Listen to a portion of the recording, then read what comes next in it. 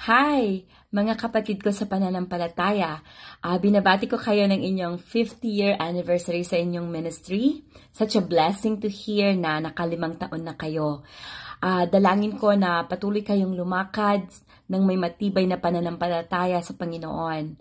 And pinagdadasal ko sa inyo, I pray over you yung prayer ni Paul sa mga taga-Ephesians. Sabi niya sa Ephesians 1:18 to 19, sabi niya, I pray that the eyes of your heart may be enlightened, so that you will know what is the hope of His calling, what are the riches of the glory of His inheritance in the saints, and what is the surpassing greatness of His power toward us who believe.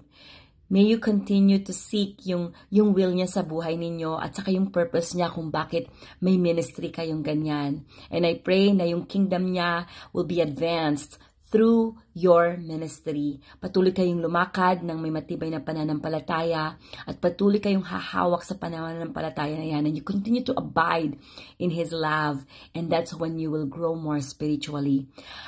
Nagpapasalamat ako sa Panginoon sa buhay ng bawat isa sa inyo. Pagpalain kayo at patuloy kayo na lumago sa inyong pananampalataya. Happy anniversary!